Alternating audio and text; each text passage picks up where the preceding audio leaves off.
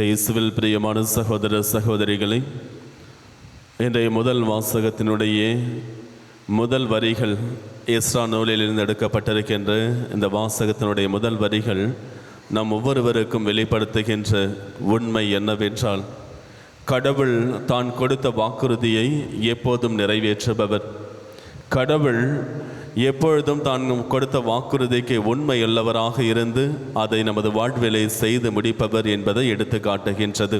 இந்த முதல் வரிகள் எரேமியா வழியாக வெளிப்படுத்தப்பட்ட இறை வாக்கு நிறைவேறும்படி பாரசீக மன்னன் சைரஸினுடைய முதலாம் ஆண்டில் கடவுள் அந்த மன்னனுடைய உள்ளுணர்வை தூண்டுகிறார் என்று குறிப்பிடப்படுகின்றது. என்ன வாக்குறுதி எரேமியா இறைவாக்கினர் வழியாக கடவுள் கொடுத்தார் என்பது எரேமியா நூலிலே நமக்கு கொடுக்கப்பட்டிருக்கின்றது. எரேமியா புத்தகம் 29வது அதிகாரம் 10வது வசனம் 11வது வசனத்திலே சொல்லப்படுகின்ற வார்த்தைகள், இந்த யூதர்கள் இஸ்ராயேல் மக்கள் தவறு செய்து கொண்டு இருப்பதால் கடவுள் அவரை தண்டிக்கின்றார். தண்டித்தாலும் அவர்களுக்கு கொடுக்கின்றார் வாக்குறுதி, இதோ 70 ஆண்டுகளுக்கு பிறகு நான் உங்களை மீண்டும் சந்திக்க வருவேன், அப்பொழுது என்னுடைய திட்டங்கள் அனைத்தும் உங்களுக்கு தெரியும் என்பதை வெளிப்படுத்துகின்றார். அந்த 11வது வசனத்திலே சொல்லுகின்றார், நான் உங்களுக்காக வைத்திருக்கின்ற திட்டங்களை நான் அறிவேன், அவை வளமான எதிர்காலத்தையும் நல்வாழ்வையும் அளிக்கக்கூடிய திட்டங்களை அன்றி கேடு விளைவிக்கக்கூடிய திட்டங்கள் அல்ல என்பதை வெளிப்படுத்துகிறார். 70 ஆண்டுகளுக்கு பிறகு நான் உங்களை மீண்டும் இங்கு சந்திக்க வருவேன், உங்களை காப்பாற்றுவேன், உங்களுக்கு விடுதலை அளிப்பேன் என்பதுதான் அந்த வாக்குறுதி. இந்த பாபிலோனிய மன்னன் இந்த இஸ்ராயேல் மக்களை கைப்பற்றிய பொழுது அவர்கள் கட்டியிருந்த எருசலேம் கோவிலை ஏறக்குறை சூறையாடி விட்டு அந்த கோவிலை பராமரிப்பு எதுவும் இல்லாமல் அந்த கோவில் இடிந்த நிலையில் இருக்கின்றது. இடிந்த நிலையில் அந்த கோவில் அப்படி இருக்கின்ற பொழுது அவர் சொல்ல, இதே இடத்திற்கு நான் மீண்டும் உங்களை அழைத்து வருவேன் என்ற வாக்குறுதியை கொடுத்திருக்கின்றார். அதுபோலவே எந்த ஒரு இஸ்ராயேல் மக்களும் தங்களுடைய வாழ்விலை நினைத்து கூட பார்த்திருக்க மாட்டார்கள், மீண்டும் அவர்கள் இந்த எருசலேம் நகருக்கு சென்று அங்கே அந்த கோவிலை மீண்டும் அவர்கள் கட்டி எழுப்புவார்கள் என்று. காரணம், நேபுகத்நேசர் பாபிலோனிய நாட்டு மன்னன் இஸ்ராயேல் மக்களை அடிமைகளாக வைத்திருக்கின்றான். இந்த இஸ்ராயேல் மக்கள் எல்லோரும் நினைத்து கொண்டிருப்பது, நம்முடைய இந்த இஸ்ராயேல் மக்களிலிருந்து யூதர்களிலிருந்து ஒரு அரசன் தோன்றி நிச்சயமாக பாபிலோனிய மன்னனை வென்று அடிமைத்தனத்திலிருந்து விடுவித்து அவர்கள் மீண்டும் எருசலேமிற்கு சென்று கோவிலை கட்டுவார்கள் என்றுதான் நினைத்திருந்திருப்பார்கள். ஆனால் கடவுள் செய்தது வேறு. கடவுள் பாரசீக மன்னன் சைரஸை இந்த பாபிலோன் நாட்டிற்கு எதிராக போர் தொடுக்க வைத்து அந்த பாரசீக மன்னன் சைரஸ் நேபுகத்நேசரை பாபிலோனிய அரசை வெல்லுகின்றார். அப்பொழுது கூட இஸ்ராயேல் மக்கள் நினைத்திருக்க மாட்டார்கள், இதோ இந்த பாரசீக மன்னன் வென்று விட்டான், நாம் விடுதலை பெறுவோம் என்று அவர்கள் கனவில் கூட நினைத்திருக்க மாட்டார்கள். இதோ மீண்டும் நம்முடைய அடிமை நிலை தொடருகின்றது. இந்த பாபிலோனிய நாட்டிலுடைய அடிமைகளாக இருந்தோம், இப்போ பாரசீக மன்னனுக்கு அடியில் நாம் அடிமைகளாக இருக்க போகிறோம் என்பதுதான் அவர்கள் நினைத்ததெல்லாம் இருந்திருக்கும்.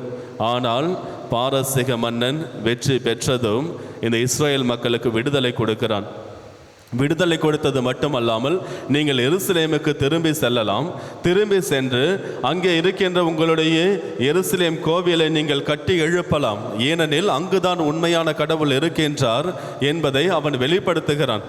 அது மட்டுமல்லாமல் எழுத்துப்பூர்வமாக எழுதி தன்னுடைய நாடு முழுவதும் அனுப்பி எங்கேயெல்லாம் இந்த யூதர்கள் சிதறண்டு இருக்கிறார்களோ அவர்கள் அனைவரும் ஒன்று சேர்ந்து எருசலேமுக்கு சென்று அவர்களுடைய நாட்டிற்கு சென்று அங்கே அவர்கள் அந்த ஆலயத்தை கட்டி எழுப்பலாம் என்ற அதிகாரப்பூர்வமான ஒரு தகவலை வெளியிடுகின்றான். அது மட்டுமல்லாமல், இது அடிமைகளாக இருக்கின்ற அவர்களிடத்திலே பணமோ பொருளோ எதுவும் நிச்சயமாக இருக்க போவது கிடையாது. அவர்களுக்கு தேவையான பணத்தையும் அவர்களுக்கு தேவையான பொருட்களையும் வெள்ளியும் பொன்னையும் அவர்களுக்கு கொடுத்து அனுப்பி வைக்கின்றான். அந்த நாட்டிலே வாழ்ந்து கொண்டிருந்த மக்களும் இந்த கோவிலை கட்டுவதற்காக என்று தங்களிடத்தில் இருந்த பொன்னையும் வெள்ளையும் பணத்தையும் கொடுத்து உதவி செய்கிறார்கள். எஸ்ரா தலைமையிலே மீண்டும் எருசலேம் ஆலயமானது அமைக்கப்படுகின்றது. இதுதான் இறைவனுடைய திட்டம். இறைவனுடைய திட்டத்தை யாராலும் அறிந்து கொள்ள முடியாது. ஆனால் அவை அனைத்தும் வளமான எதிர்காலத்தையும் நல்வாழ்வையும் தரக்கூடிய திட்டங்கள். பல நேரத்தில் நம்முடைய வாழ்விலே துன்பங்கள் வரலாம், ஆனால் அந்த துன்பத்தின் வழியாக ஒரு வளமான எதிர்காலம் உண்டு என்பது கடவுளுக்கு தெரியும், நமக்கு தெரியாவிட்டாலும். பல நேரத்தில் நாம் தோல்வியை தழுவலாம், ஆனால் அந்த தோல்விக்கு பின்னால் வெற்றி ஒளிந்திருக்கின்றது என்பது நமக்கு தெரியாதனால் கடவுளுக்கு தெரியும். இஸ்ரேல் மக்கள் நினைத்து கொண்டிருந்தார்கள் நம்மை யார் காப்பாற்றுவார் என்று. ஆனால் அந்த இஸ்ரேல் மக்களுக்கு எதிரியாக வந்த பாரசீக மன்னனே அவர்களை விடுதலை செய்து காப்பாற்றுகிறான். அதுதான் கடவுள். கடவுள் நினைத்தால் எதையும் ஒரு நொடியில் மாற்றக்கூடியவர். நம்முடைய வாழ்விலும் மாற்றத்தை அவர் கொண்டு வர வேண்டும் என்றால் ஒரு நொடி கூட அவருக்கு தேவையில்லை. ஆனால் எப்பொழுதுமே நாம் கடவுள் மீது வைத்திருக்கின்ற நம்பிக்கை இழக்கக்கூடாது. கடவுள் மீது நாம் வைத்திருக்கின்ற நம்பிக்கை எப்பொழுதும் நம்மை ஒரு வளமான எதிர்காலத்திற்கு அழைத்து செல்லும். எந்த சூழ்நிலையாக இருந்தாலும் அது அனைத்தையும் கடவுள் மாற்றக்கூடியவர். நம்ம அதிலிருந்து காப்பாற்ற வல்லவர். பழைய ஏற்பாட்டிலே நாம் பார்க்கின்றோம், யாக்கோபின் மகன் யோசேப்பு கடவுள் மீது முழுமையாக நம்பிக்கை வைத்திருந்தவர். அவர் தன்னுடைய சொந்த சகோதரர்களால் பாழுங்கிணற்றில் தள்ளப்பட்ட பொழுது அவர் எகிப்து நாட்டிலே ஆளுநராக மாறுவார் என்று அவருக்கு தெரியாது. ஆனால் நம்பிக்கையோடு இருந்தார். போர்த்திபாரினுடைய மனைவி அவர் மீது குற்றம் சாட்டி அவரை சிறையில் அடைத்த பொழுது சிறையிலே இருந்த அவர் ஒருபோதும் நினைத்திருக்க மாட்டார் ஆளுநராக மாறுவார் என்று. ஆனால் கடவுள் மீது நம்பிக்கை வைத்திருந்தார். எனவே கடவுள் அவரை எகிப்து நாட்டிலே ஆளுநராக மாற்றுகின்றார். எனவே நம்முடைய வாழ்வில் வருகின்ற துன்பங்களும் தோல்விகளும் துயரங்களும் நாம் இறைவன் மீது நம்பிக்கை வைத்து வாழுகின்ற பொழுது அவை நம்மை வளமான எதிர்காலத்திற்கு அழைத்து செல்லும். ஆமீன்.